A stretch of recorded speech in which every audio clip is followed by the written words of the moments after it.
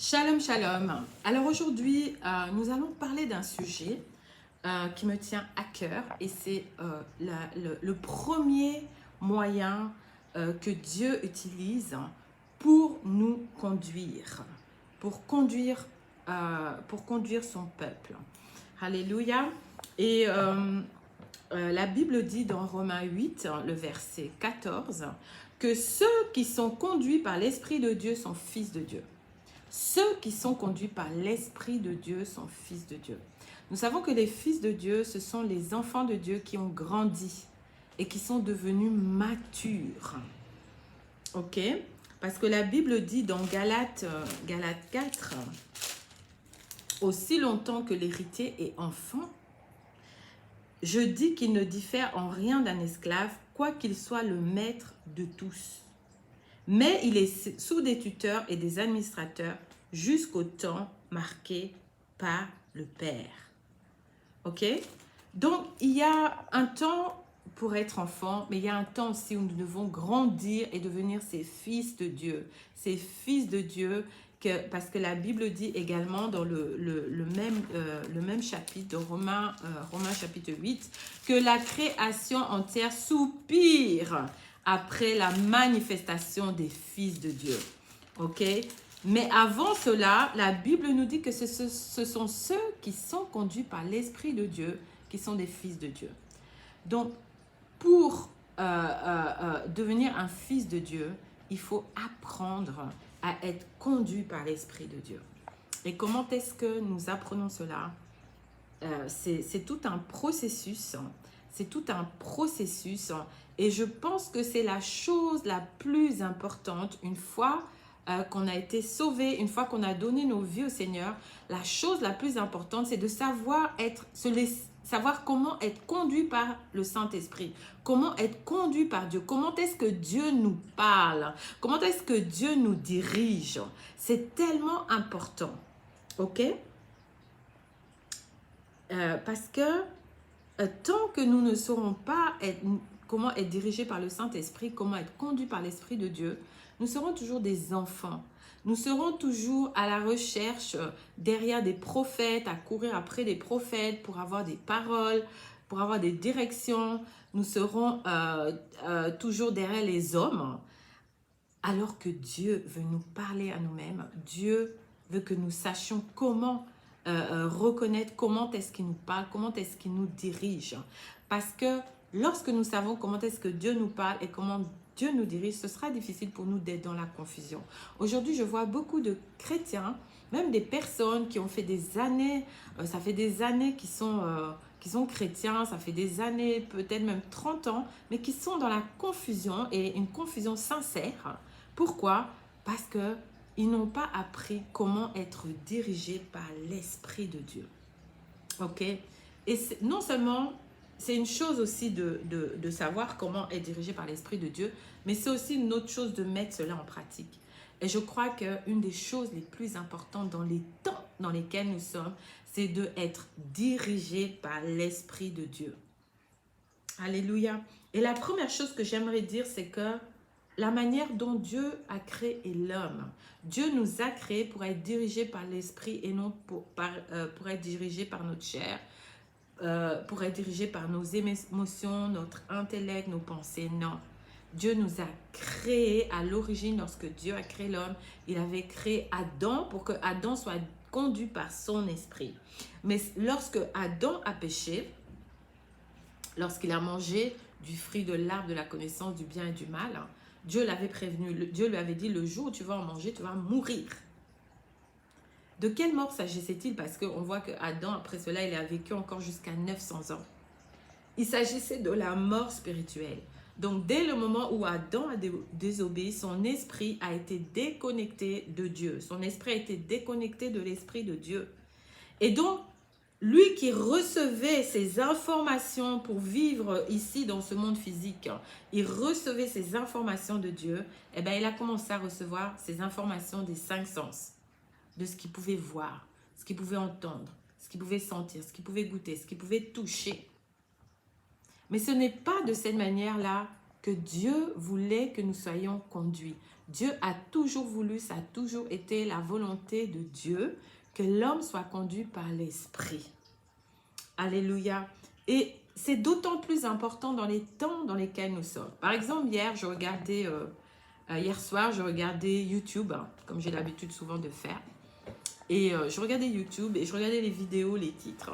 Et je suis tombée sur une vidéo sur la Troisième Guerre mondiale, World War III. OK? Et beaucoup de ces vidéos, en fait, infusent la peur. Et si vous n'êtes pas rempli de l'Esprit de Dieu, vous risquez de prendre des décisions sur la base de ce que vous avez entendu, non pas sur la base de ce que Dieu est en train de dire. C'est pourquoi c'est tellement important de savoir reconnaître comment est-ce que Dieu nous parle. S'il y a une chose vraiment qu'on ne peut plus, avec laquelle on ne doit pas jouer dans les temps dans lesquels nous sommes, c'est cette chose-là, de savoir comment être conduit par l'Esprit de Dieu. Et Dieu s'attend à avoir un peuple mature, un peuple mûr, un peuple qui entend sa voix, un peuple qui reconnaît sa voix, un peuple qui connaît sa direction. Voilà, c'est tellement important dans les temps dans lesquels nous sommes et surtout que nous sommes à une époque hyper médiatisée. Il y a tellement de voix, il y a tellement de messages, il y a tellement de choses autour de nous qu'il est important de pouvoir discerner la voix de Dieu, savoir comment est-ce que Dieu nous parle. OK? Et donc, la première chose que nous devons savoir, c'est que nous avons été créés tout d'abord un esprit, nous avons une âme et nous vivons dans un corps. Et nous voyons cela dans 1 Thessaloniciens 5, le verset 23. La Bible dit ceci, que le Dieu de paix vous sanctifie lui-même tout entier et que tout votre être, l'esprit, l'âme et le corps, soient conservés irréprochables lors de l'avènement de notre Seigneur Jésus-Christ.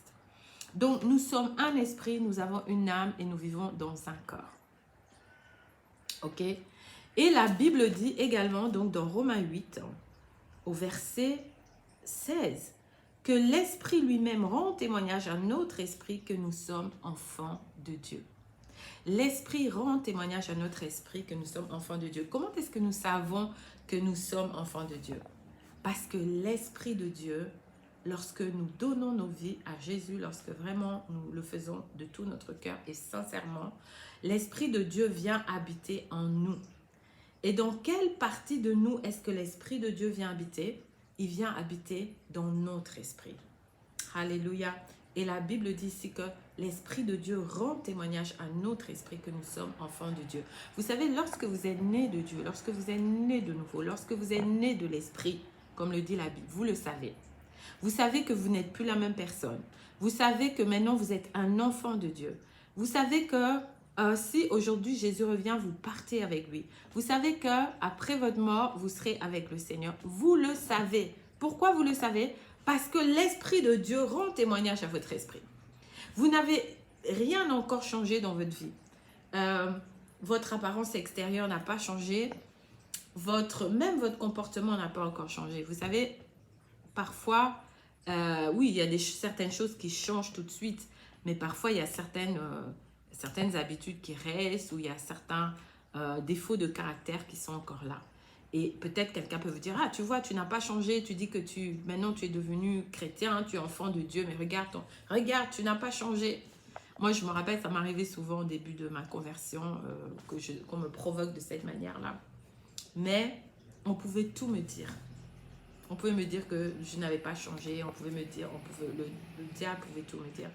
Mais au fond de moi, je savais que quelque chose s'était passé. Au fond de moi, je savais que j'étais maintenant un enfant de Dieu. Alléluia. Pourquoi? Parce que j'avais le témoignage de l'Esprit de Dieu en moi. Pourquoi? Parce que j'étais véritablement née de nouveau. Je suis passée véritablement par l'expérience de la nouvelle naissance. Alléluia. Et si tu m'écoutes et que tu doutes que tu es un enfant de Dieu, si tu m'écoutes et que tu doutes que tu as eu cette expérience, c'est que tu ne l'as pas eu. Parce que quand tu l'as eu, le Saint-Esprit, il est en toi et il rend témoignage en toi. OK? Même si on vient te dire, non, toi, tu n'es pas un enfant de Dieu, non, toi, tu n'es pas un chrétien, non, toi, ceci, toi, cela. Ça ne va rien te faire parce qu'au fond de toi, tu sais, parce que tu as l'Esprit de Dieu en toi qui rend témoignage. Ok? Donc ici, nous avons lu 1 Thessaloniciens 5, le verset 23, qui dit que notre être tout entier, l'esprit, l'âme et le corps. Et ici, nous avons vu que l'Esprit de Dieu rend témoignage à notre esprit que nous sommes enfants de Dieu. Donc, le Saint-Esprit parle à notre esprit. De la même manière qu'il rend témoignage que nous sommes enfants de Dieu, c'est de cette manière, la première façon dont Dieu nous parle, c'est le témoignage intérieur de l'Esprit. Alléluia. Parfois, nous passons à côté de la direction de Dieu. Parfois, nous passons à côté de la voix de Dieu parce que nous voulons quelque chose de spectaculaire. Alléluia, nous voulons entendre "Thus says the Lord", ainsi dit le Seigneur, nous voulons voir, je sais pas, une manifestation, du bruit, alors que c'est simple, c'est en nous. Alléluia, Dieu nous parle à l'intérieur de nous, il nous parle par le témoignage de l'Esprit de Dieu dans notre esprit. Alléluia, et vous allez voir que si vous vous fiez au témoignage intérieur, vous ferez moins d'erreurs dans votre vie. Ok, moi j'ai fait des erreurs parce que parfois j'ai ignoré le témoignage intérieur. Vous savez, Dieu vous parle. Dieu parle dans votre esprit parce que le Saint-Esprit se trouve dans votre esprit. Et vous voyez, quand l'Esprit de Dieu veut nous conduire, veut nous diriger, c'est toujours pour notre bien. Vous voyez, la Bible dit dans le psaume 32, c'est un psaume que je médite beaucoup en ce moment, enfin un verset sur lequel je médite beaucoup en ce moment. Le psaume 32 dit ceci: « Je t'instruirai, je te montrerai la voie que tu dois suivre, je te conseillerai, j'aurai le regard sur toi. » Et nous voyons que c'est le rôle du Saint-Esprit. Jésus avait dit, lorsqu'il viendra, il vous enseignera, il vous conduira dans toute la vérité, il vous rappellera et il vous annoncera les choses à venir. Il va vous rappeler ce que je vous ai dit, mais il va aussi vous annoncer des nouvelles choses, les choses à venir. Il va vous instruire. Alléluia. Et j'aimerais vous donner le mot en hébreu, là, le mot instruire en hébreu. Alors pour cela, je suis pas, c'est pas que j'ai un diplôme en hébreu, hein. J'ai une Bible tout simplement en anglais où il y a des numéros strong. Ok. Et tout le monde peut avoir cette Bible hein, sur son téléphone. C'est hyper pratique quand vous étudiez et vous voulez aller dans la profondeur de la parole de Dieu. Alors, psaume 32, le verset 8. Je ne suis pas là pour épater la galerie. I will instruct. Ok? Donc, instruct, si je tape strong, c'est le mot, en hébreu, c'est le mot sakal. Sakal. Sakal. Ok? Ou chakal. Chakal. Et ça veut dire instruire. Ça veut dire prospérer. Ça veut dire have good success. Vous voyez, dans la Bible, lorsque Dieu dit à Josué que ce livre de la loi ne s'éloigne point de ta bouche, médite-le jour et nuit et tu réussiras dans tout ce que tu entreprendras. Il s'agit d'avoir un bon succès. Ah ben, c'est la même chose ici. Donc, lorsque Dieu nous instruit, lorsque le Saint-Esprit nous instruit, parce que c'est le Saint-Esprit qui est en nous pour nous instruire, c'est pour nous conduire dans le succès, c'est pour nous conduire dans la réussite, c'est pour nous faire prospérer, c'est pour nous faire avancer. Alléluia, c'est pour nous faire aller de l'avant. Ok? Et il nous conduit pour nous faire prospérer, pour nous faire aller de l'avant, pour nous faire réussir, pas pour échouer. Vous voyez, pourquoi c'est important d'être à son écoute, pourquoi c'est important de savoir comment il nous parle, pourquoi c'est important de se fier au témoignage intérieur de l'Esprit de Dieu dans notre esprit. Alléluia, parce qu'il connaît toutes choses. Vous voyez, moi, parfois, je me suis retrouvée dans des situations, dans des relations, peut-être que je n'aurais pas dû, des relations dans lesquelles je n'aurais pas dû être, ou peut-être être en connexion avec certaines personnes. J'ai laissé peut-être des personnes entrer dans... Vous savez, dans les relations, il faut savoir où mettre les gens, en fait. Tout le monde ne peut pas rentrer dans ton intimité. Tu ne peux pas amener tout le monde chez toi à la maison. Il faut savoir mettre les gens dans certaines catégories. Tout le monde ne peut pas être dans ton intimité. Tout le monde ne peut pas être proche de toi. Même Jésus, il y avait les 12. Ensuite, il y avait les 3. Et ensuite, il y avait celui qui posait sa tête sur la poitrine de Jésus. Voyez, Jésus n'a pas amené tous les disciples avec lui lorsqu'il devait prier avant d'aller à la croix. Il en a pris 3. Lorsque il devait... à un moment, il était avec tous, mais il s'est éloigné, il en a pris 3. Et après, il s'est... Vous voyez, lorsque il devait rencontrer Moïse et Élie sur le mont de la transfiguration, ce n'était pas un événement accidentel. Jésus savait très bien ce qui allait se passer sur le mont de la transfiguration. Qu'est-ce qui s'est passé? Il a pris 3 de ses disciples. Vous voyez, ce n'est pas tout le monde que vous devez amener dans votre intimité. Et lorsque vous écoutez le témoignage intérieur, lorsque vous suivez le témoignage intérieur, dès que vous trouvez en face d'une personne, faites attention à ce que l'Esprit de Dieu est en train de témoigner à l'intérieur de vous. Moi, par ma petite expérience, j'ai compris que à chaque fois que je suis en face d'une personne, à chaque fois que je suis en contact avec une personne, le Saint-Esprit me dit déjà. Si je dois mettre un feu rouge, si je dois faire attention, le Saint-Esprit me prévient et me montre l'esprit qui se trouve dans la personne. Vous voyez? Et je me suis retrouvée comme ça dans des relations parce que j'ai ignoré ce que le Saint-Esprit m'avait dit. Et après, j'ai regretté. J'ai regretté. Vous voyez? Donc, le Saint-Esprit, il est là pour nous guider, pour nous conduire. Il rend témoignage dans notre esprit. C'est pour notre bien. C'est pour nous conduire vraiment dans la réussite, dans la prospérité, dans le progrès, dans l'avancement. Ce n'est pas pour nous amener dans l'erreur, dans des problèmes, dans des situations compliquées, des situations difficiles. Combien de personnes auraient évité des divorces s'ils avaient seulement obéi au témoignage de l'Esprit? Parce que l'Esprit de Dieu rend toujours témoignage. Vous voyez, surtout, vous êtes ses enfants. Il ne veut pas que vous vous retrouvez dans des situations compliquées. Il ne veut pas que vous alliez vous marier pour divorcer. Mais combien de couples se sont retrouvés, tout ça parce qu'ils ont ignoré, ils n'ont pas voulu, ils ont méprisé, même je peux dire, le témoignage de l'Esprit de Dieu en nous. Vous savez, Dieu nous parle toujours. Quand nous écoutons les couples chrétiens assez connus dans les réseaux sociaux et tout, qui ont divorcé, ils vont toujours vous dire que Dieu les avait prévenus. Vous voyez?